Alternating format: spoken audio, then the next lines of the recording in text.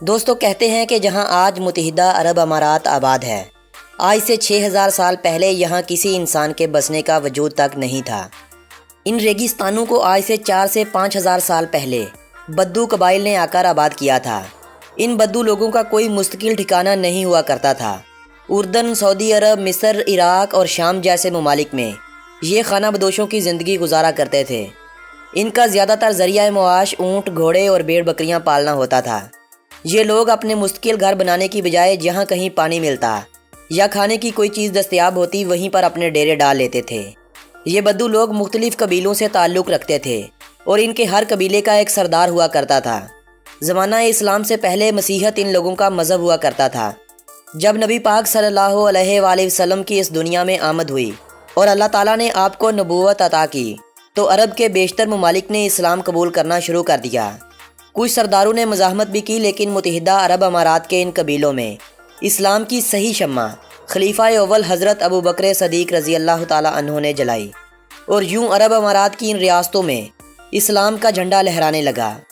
Europe میں اندلس کے غروب ہونے تک متحدہ عرب امارات کے ان علاقوں میں بھی اسلام عروج پر رہا، لیکن جیسے ہی مسلمانوں کی آپسی ریشہ دوانیوں نے اسلامی طاقت کو کمزور کیا، ویسے ہی اہل یورپ مسلم ممالک پر اپنی بادشاہت کے خواب دیکھنے لگے۔ عثمانی حکمرانوں کا جب بحیرہ عرب کے ساحلوں پر زیادہ زور نہ چل سکا تو اہل پرتگال متحدہ عرب امارات کے ان ممالک کو اپنی ملکیت بنا بیٹھے۔ پرتگالیوں کے بعد یہ علاقہ کچھ عرصہ ڈچ امپائر کا بھی حصہ بنا رہا۔ 1820 میں یہ علاقہ برطانوی حکومت کے نگیں ہو گیا۔ برطانوی حکومت نے اس خطے کو ریاست ہائے ساحل متصالح کا نام دیا۔ دوسری جنگ عظیم کے خاتمے کے ساتھ ہی برطانوی حکومت کا جب زوال شروع ہوا تو دنیا کے بیشتر برطانوی مقبوضہ ممالک آزاد ہونے لگے۔ 1970 سے پہلے برطانوی اپنی فوجوں کو سرزمین عرب سے نکال چکے تھے، لیکن اپنے بعد کسی خاص حکومت کو چھوڑ کر نہیں جا رہے تھے۔ 2 دسمبر 1971 کے روز متحدہ عرب امارات نے زید بن سلطان ال نہیان کی قیادت میں آزادی حاصل کی، اور دنیا کے بیشتر ممالک نے متحدہ عرب امارات کی اس آزادی کو تسلیم کر لیا۔ 7 دن بعد یعنی 9 دسمبر کو اقوام متحدہ نے متحدہ عرب امارات کی اس آزادی کو بھی تسلیم کر لیا۔ ابودھابی جو رقبے میں UAE کی سب سے بڑی ریاست تھی، سلطان کا تعلق بھی ابودھابی سے ہی تھا اور ملک کا سب سے اہم حصہ بھی یہی شہر اور یہی ریاست تھی۔ دبئی، شارجہ، عجمان، القوین، فجیرہ اور ابودھابی یونین کی شکل میں آزاد ہو چکے تھے، لیکن راس الخیمہ ان سبھی سے آزاد ایک الگ ریاست کی شکل میں تھا۔ آزادی کے اگلے سال 10 فروری 1972 کے روز راس الخیمہ نے بھی متحدہ عرب امارات میں شمولیت کا اعلان کر دیا، اور یوں 7 ریاستوں کے وجود سے متحدہ عرب امارات وجود میں آیا۔ دوستو ہم نے UAE کے ماضی سے آپ دوستوں کو روشناس کروا دیا۔ اب آپ کا بھی حق بنتا ہے کہ اگر آپ نے ابھی تک ہمارے اس YouTube چینل جانی ٹی وی کو سبسکرائب نہیں کیا تو جلدی سے اس چینل کو سبسکرائب کر لیں اور ساتھ بنے گھنٹی کے نشان پر کلک کر دیں تاکہ ہمارا اور آپ کا یہ رشتہ اسی طرح برقرار رہے۔ آئیے اب بات کرتے ہیں متحدہ عرب امارات کے دلچسپ و عجیب حقائق اور اہم ترین معلومات کی۔ دوستو یہ ملک UAE 83,600 مربع کلومیٹر رقبے کے ساتھ اس وقت دنیا کا 114واں بڑا ملک ہے۔ خلیفہ بن زید ال نہیان ملک کے صدر ہیں۔ محمد بن راشد ال مختوم ملک کے وزیر اعظم ہیں۔ UAE میں سرکار کا نظام نہ تو جمہوری ہے اور نہ ہی شاہی، بلکہ یہ آئینی بادشاہت کے اصولوں کے مطابق کام کرتا ہے۔ ابودھابی ملک کی سب سے بڑی ریاست ہے۔ ملک کا 86% رقبہ یعنی 67,340 مربع کلومیٹر کا رقبہ ریاست ابودھابی کی ملکیت ہے۔ 3,885 کلومیٹر یعنی ملک کے 5% رقبے پر ریاست دبئی قائم ہے۔ تیسری بڑی ریاست شارجہ ہے جو 3.3% رقبے یعنی 2,590 مربع کلومیٹر کی ملکیت ہے۔ 16,084 مربع کلومیٹر یعنی 2.2% رقبے پر راس الخیمہ کا جھنڈا لہراتا ہے۔ اسی طرح فجیرہ اور القوین کے بعد عجمان ملک کی سب سے چھوٹی ریاست ہے جو ایک شہر کے رقبے پر مشتمل ہے۔ رقبہ صرف 259 مربع کلومیٹر ہے۔ 97,70,000 افراد کی آبادی کے ساتھ متحدہ عرب امارات دنیا میں 92 نمبر پر آنے والا بڑا ملک ہے۔ دنیا میں مہاجرین کی فیکس کے حوالے سے سب سے زیادہ تعداد بھی اسی ملک میں بستی ہے۔ یہاں ملکی آبادی 11% جبکہ غیر ملکی باسی 89% کے قریب ہے۔ ملک میں سب سے زیادہ غیر ملکی بھارت سے، پھر پاکستان، بنگلہ دیش، فلپین، ایران، چائنا اور دوسرے ممالک کے رہنے والے آتے ہیں۔ عرب امارات کے ایک قانون کے مطابق جو غیر ملکی 20 سال سے اس ملک میں رہ رہا ہے، جو فر عربی بول سکتا ہے اور اس عرصے کے دوران انہوں نے UAE کے کسی بھی قانون کو اپنے ہاتھ میں نہ لیا ہو، اس ملک کی شہریت کے قابل ہیں۔ لیکن اتنا سب ہونے کے باوجود بھی صرف 14 لاکھ غیر ملکی عرب امارات کی شہریت رکھتے ہیں۔ ملک کا سب سے بڑا مذہب یہاں اسلام ہے۔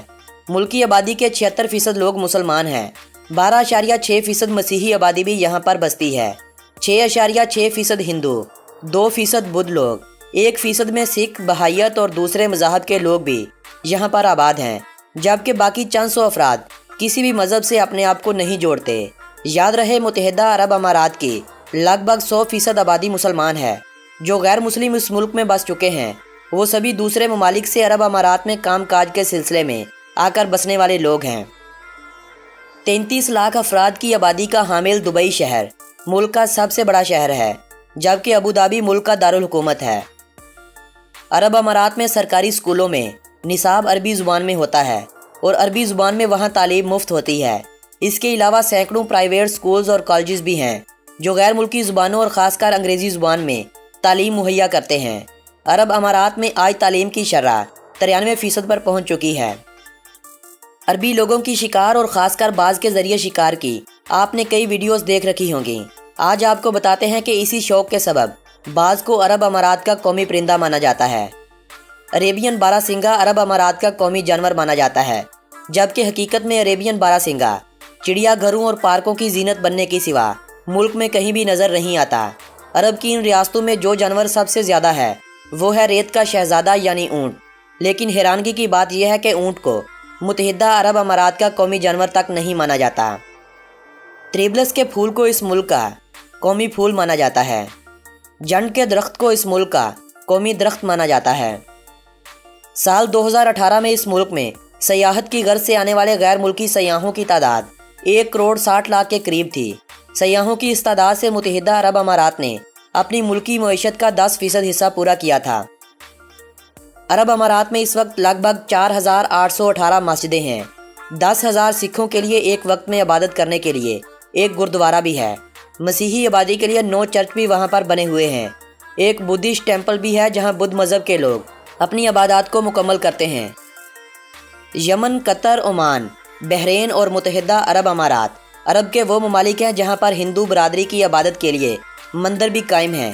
عرب امارات میں ہندو مندروں کی تعداد 5 کے قریب ہے اور چند ایک مزید تعمیر بھی ہو رہے ہیں، جبکہ مشرق وسطیٰ میں سعودی عرب ایک ایسا ملک ہے جہاں پر ایک بھی ہندو مندر نہیں ہے۔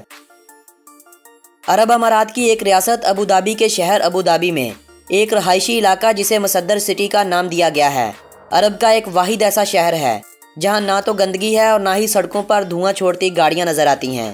سولر سسٹم، وائنڈ ٹربائنوں اور ویسٹ سے انرجی پیدا کی جا رہی ہے۔ سڑکوں پر بجلی سے چلنے والی کاریں اور شہر میں سفر کے لیے سرکاری میٹرو ہے، مگر اس میٹرو کا سائز صرف ایک فیملی کے بیٹھنے کی طرز پر بنایا گیا ہے۔ ملک میں کل ایئرپورٹس کی تعداد 21 کے قریب ہے، جبکہ انٹرنیشنل ایئرپورٹس کی تعداد 9 ہے۔ دبئی انٹرنیشنل ایئرپورٹ اس وقت دنیا کا 5واں مصروف ترین ایئرپورٹ ہے۔ پاکستان کا 2018 میں دفاعی بجٹ $11 ارب کے آس پاس تھا، تو اس وقت متحدہ عرب امارات کا بجٹ $22 ارب تھا۔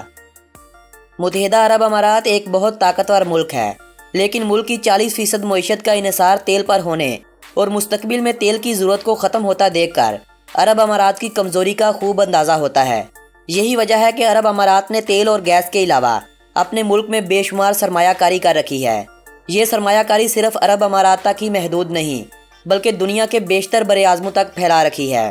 عرب امارات کی حکومت اب سیاحت کو بطور ذریعہ معاش بنانے کی کوشش میں ہے، اور بہت جلد متحدہ عرب امارات کی آمدنی کا پہلا بڑا ذریعہ سیاحت ہی ہوگا۔ دنیا کی سب سے بلند عمارت، دنیا کا واحد 7 اسٹار ہوٹل، دنیا کا سب سے بڑا شاپنگ مال، دنیا کا سب سے بڑا فوٹو فریم، انسانوں کی مدد سے مصنوعی تیار کیا گیا پام آئی لینڈ جہاں کروڑوں کی جائیداد بکتی ہے۔ صحراؤں میں کھولا جانے والا سب سے بڑا سفاری ڈیزرٹ پارک بھی اسی ملک میں ہے۔ یعنی متحدہ عرب امارات، خاص کر دبئی حکومت نے ہر ممکن کوشش کی ہے کہ سیاحت کو بڑھایا جائے، اور دبئی کی ان کامیابیوں کی ایک بڑی وجہ یہ بھی ہے کہ انہوں نے جو کیا وہ سب سے بڑا کیا۔ ان کا مشن ایک ہی ہے، یا تو نمبر 1 یا اونلی 1۔ عرب امارات کے امریکی افواج کے ساتھ بہت گہرے تعلقات ہیں۔ دونوں ممالک عرب میں ہونے والی خانہ جنگی میں مل جل کر کام کرتے ہیں۔ اس وقت 2000 امریکی فوجی UAE میں موجود ہیں۔ متحدہ عرب امارات میں اس وقت 200 ممالک کے لوگ بستے ہیں۔ ملک میں سب سے زیادہ استعمال ہونے والی زبان انگریزی ہے، لیکن ملک کی سرکاری زبان کا درجہ عربی کو حاصل ہے۔ دوسری زیادہ بولی جانے والی زبانوں میں اردو، ہندی، فارسی، پنجابی اور پشتو اہم ترین ہیں۔ چائنیز اور دیگر سینکڑوں زبانیں بھی اس ملک میں بولی جاتی ہیں، مگر وہ تعداد میں بہت ہی کم ہوتی ہیں۔ دنیا میں اس وقت بوئنگ 777 ہوائی جہاز سب سے زیادہ متحدہ عرب امارات اور متحدہ عرب امارات کی ہوائی کمپنی ایمریٹس کے پاس ہیں، اور یہ کمپنی دنیا میں 271 ایئر کرافٹ کے ساتھ 12ویں بڑی کمپنی شمار ہوتی ہے۔ عرب امارات میں سرکاری نوکریوں میں 2/3 عورتیں لگی ہوئی ہیں، یعنی اس ملک میں عورتیں تعلیم کے میدان میں مردوں کو پیچھے چھوڑ چکی ہیں۔ یہی وجہ ہے کہ 2/3 سرکاری جابز عورتوں کے پاس ہے اور 1/3 میں مرد ہیں، اور مردوں میں زیادہ تر کا تعلق دوسرے ممالک سے آ کر بسنے والوں میں سے ہے۔ دبئی، ابوظہبی، شارجہ، العین اور عجمان ملک کے سب سے بڑے شہر ہیں۔ غیر ملکیوں کی سب سے زیادہ تعداد انڈیا، پاکستان، بنگلہ دیش اور افغانستان سے ہونے کے سبب کرکٹ کا وہاں کی عوام میں جنون کی حد تک شوق ہے۔ کرکٹ عرب امارات کی سب سے مقبول کھیل ہونے کا درجہ رکھتی ہے، مگر عرب کے دوسرے کئی ممالک کی طرح ملک کی قومی کھیل کا درجہ اونٹوں کی ریس کو حاصل ہے۔ ملک میں دوسری سب سے زیادہ کھیلی اور پسند کی جانے والی کھیلوں میں football, table tennis, cycling, golf, basketball, motor race اور فالکونری ہے۔ عرب امارات دنیا کے ان ممالک میں سے ایک ہے جہاں کا میڈیا حکومت کی اجازت کے بغیر کئی خبریں شیئر نہیں کر سکتا، یہاں تک کہ ایکسیڈنٹ کی خبر تک شیئر کرنے کے لیے بھی حکومتی اجازت نامے کی ضرورت ہوتی ہے۔ مزدوروں کے عالمی حقوق کی بھی خلاف ورزی اس ملک میں شرع عام ہوتی ہے، مگر نہ تو ڈیجیٹل میڈیا یہاں پر آزاد ہے اور نہ ہی پرنٹ میڈیا۔ یہی وجہ ہے کہ متحدہ عرب امارات دنیا کے پرسکون ممالک میں شمار کیا جاتا ہے۔ ہمارے یہاں ایک کتا بھی مر جائے تو میڈیا والے اس کی کھال بھی اتار لیتے ہیں، اور ہمارے ملک میں یہ اس میڈیا کے سبب ہی ممکن ہوا ہے جو آج پاکستان کو دنیا ایک خطرناک اور حادثوں کا مارا ملک کہتی ہے، ورنہ ہمارا ملک پاکستان عرب کے کئی ممالک سے بہت زیادہ محفوظ ہے۔ مہمان نوازی میں اور خوش اخلاقی میں عرب کے سبھی ممالک پاکستان سے کوسوں پیچھے ہیں۔ عرب امارات کی ملکی کرنسی کو درہم کہا جاتا ہے۔ ان کا ایک درہم 42.70 پاکستانی روپوں جبکہ 19.41 بھارتی روپوں کے برابر ہے۔ کل ملکی پیداوار 432 بلین $US پر ہے۔ فی کس آمدنی $41,000 سے تجاوز کر چکی ہے۔ +971 ملک کا کالنگ کوڈ ہے اور .ae اس ملک کا کنٹری ڈومین نیم ہے۔ دونوں ممالک کی سرحدوں کے درمیان لگ بھگ 1200 کلومیٹر کا فاصلہ ہے، جبکہ وقت کے لحاظ سے پاکستان UAE سے 1 گھنٹہ آگے ہے۔ پاکستان سے عرب امارات جانے کے لیے لگ بھگ 40,000 میں ریٹرن فلائٹ ٹکٹس مل جاتی ہیں، جبکہ اس ملک کا ویزا پاکستانیوں کو آسانی سے مل جاتا ہے۔ ویزے کی عام قیمت قیام کے حساب سے ہوتی ہے، جو 15,000 سے 30,000 کے آس پاس ہوتی ہے، یا کم دنوں کے لیے اب ٹرانزٹ ویزا بھی دستیاب ہوتا ہے جس کی قیمت انتہائی کم ہوتی ہے، مگر اس کی مدت بھی 3 سے 4 دنوں کے لیے ہوتی ہے۔ دبئی کی سڑکوں پر ایک طرف آپ کو تیز رفتار فراری اور مرسڈیز گاڑیاں گھومتی نظر آئیں گی اور ان گاڑیوں میں بیٹھے امیر زادے نظر آئیں گے، تو وہیں دوسری طرف آپ کو اسی رفتار سے اور تیز گاڑیاں نظر آئیں گی جن میں دبئی پولیس بیٹھی ہوگی۔ یعنی اگر مجرم تیز رفتار کار کا استعمال کرتا ہے تو دبئی پولیس بھی مجرم سے پیچھے نہیں رہ سکتی۔ دوستو، یہ باتیں تو کچھ بھی نہیں، متحدہ عرب امارات کی ایک ایک ریاست ایسے سینکڑوں حقائق سے بھری پڑی ہے۔ آج ہم آپ دوستوں سے اس ویڈیو کو یہیں پر اختتام کرتے ہوئے اجازت چاہیں گے، اور آپ سے ہمارا یہ وعدہ بھی رہے گا کہ عرب امارات کی سبھی ریاستوں کے بارے میں ہم الگ الگ سے ویڈیو بنا کر آپ کو دکھائیں گے، تاکہ آپ کو عرب امارات سے مکمل آگاہی حاصل ہو سکے۔ آج کی یہ ویڈیو اگر آپ دوستوں کو پسند آئی ہو تو اس ویڈیو کو اپنے عزیز و احباب کے ساتھ واٹس ایپ اور فیس بک وال پر شیئر کرتے ہوئے اپنی پسندیدگی کا اظہار لازمی کیجیے گا۔ میری حوصلہ افزائی کے لیے اس ویڈیو کو لائک بھی کر دیجیے گا، اور بذریعہ کومنٹ ہمیں بتائیے گا کہ اگلی ویڈیو کس ملک پر بنائی جائے۔ آپ دوستوں سے ملاقات ہوگی ایسی ہی کسی معلوماتی ویڈیو کے ذریعے۔ تب تک کے لیے اپنے اس دوست کو دیجیے گا اجازت۔ اللہ نگہبان۔